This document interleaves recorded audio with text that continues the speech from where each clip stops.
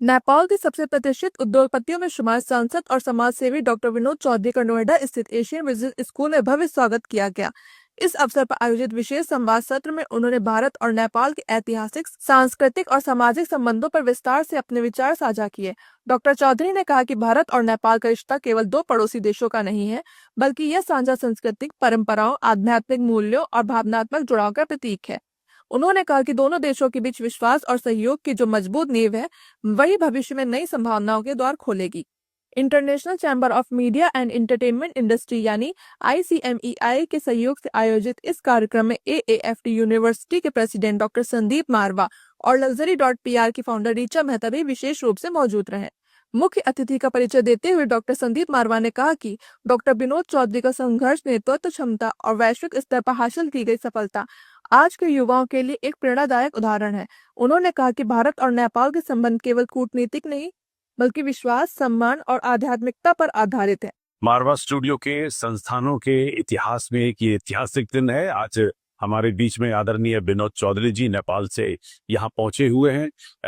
विनोद चौधरी जी का नेपाल के सबसे ज्यादा चर्चित और जाने पहचाने लोगों में एक बहुत बड़ा नाम है। आपका बोलबाला सारी दुनिया में है। आपने अपने बिजनेस के जरिए नेपाल का ही नाम नहीं, बल्कि एक बिजनेस कम्युनिटी का जो नाम किया है, उसका श्रेय इनको जाता है।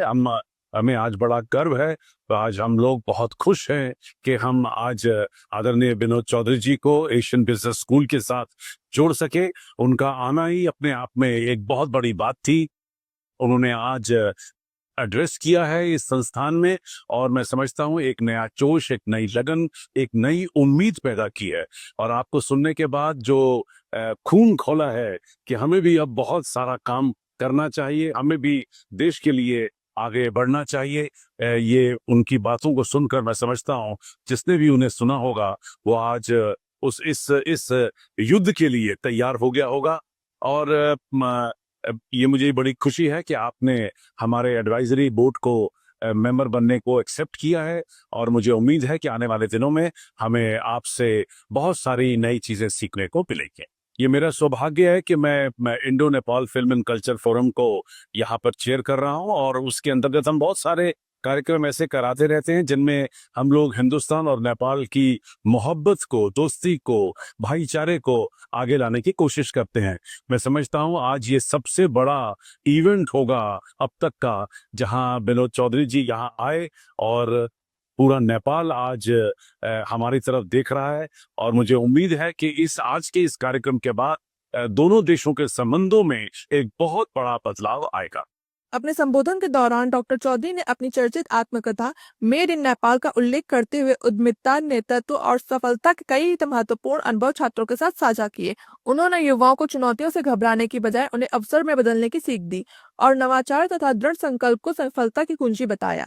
कार्यक्रम के अंत में आयोजित प्रश्नोत्तर सत्र में विद्यार्थियों ने बिजनेस, स्टार्टअप, नेतृत्व और करियर से जुड़े कई सवाल पूछे, जिनका डॉक्टर चौधरी ने बेहद प्रेरक और व्यवहारिक जवाब दिया। समापन अवसर पर डॉक्टर संदीप मारवा ने उन्हें स्मृति चिन्ह भेंट कर सम्मानित किया। देखिए, मैं सबसे पहले तो डॉक्टर संदीप मारवा साहब को तहे दिल से बधाई देना चाहता हूँ।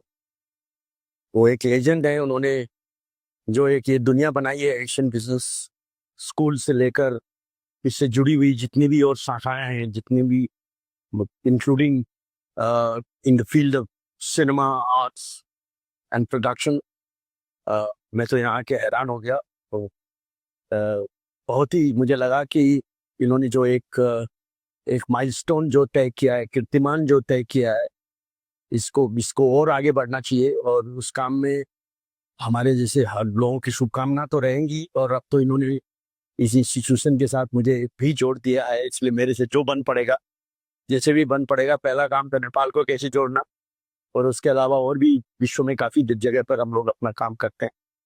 क्योंकि इनकी जो एक्सपर्टीज है, इनका जो एक सिंपल, एक सादापन है, उतना बड़ा संघर्ष का की जो पृष्ठभूमि है एशियन बिजनेस स्कूल की, मेरा ये मानना है कि यहाँ के बच्चों को, यहाँ के स्टूडेंट्स को, यहाँ के फैकल्टीज को एक वाइडर प्लेटफॉर्म और मिलना चाहिए। इन्होंने बहुत बड़ा प्लेटफॉर्म तैयार किया है, इसको और बड़े सिरे पर लेके जाना चाहिए। और उसमें मेरे से जो बन पड़ेगा मैं करूँ। मेड इन नेपाल एक नेपाली छोटे से देश में पैदा हुए एक सिंपल नेपाली की कहानी है जिसने बड़े सपने देखे। उसकी पहली कहानी मेकिंग इट बिग में 2013 में आई थी। 7 भाषाओं में वो किताब छपी, बिकी, अभी भी वो ई कॉमर्स प्लेटफॉर्म्स में अवेलेबल है।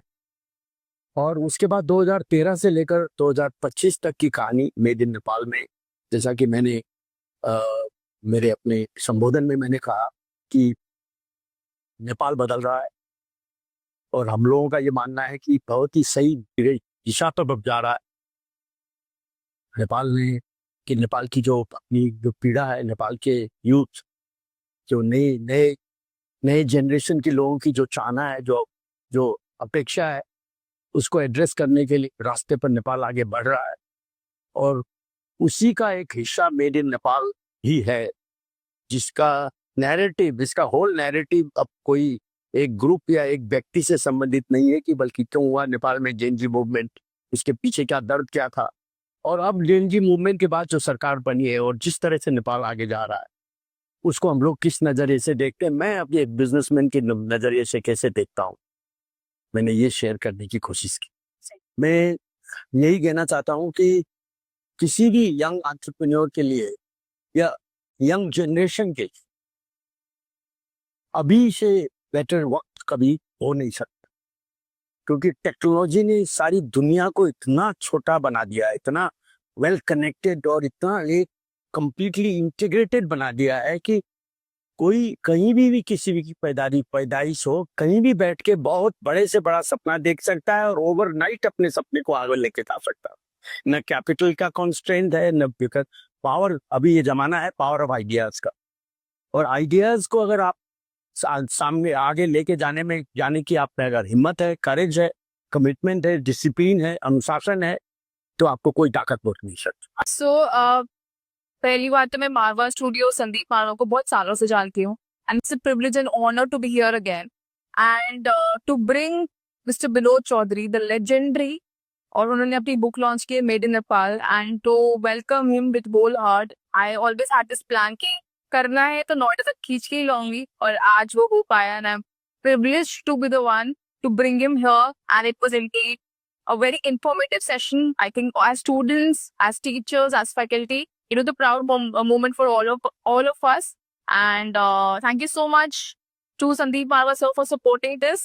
And I look forward to have this men in you rocking much bigger way, plus working on India-Nepal relations.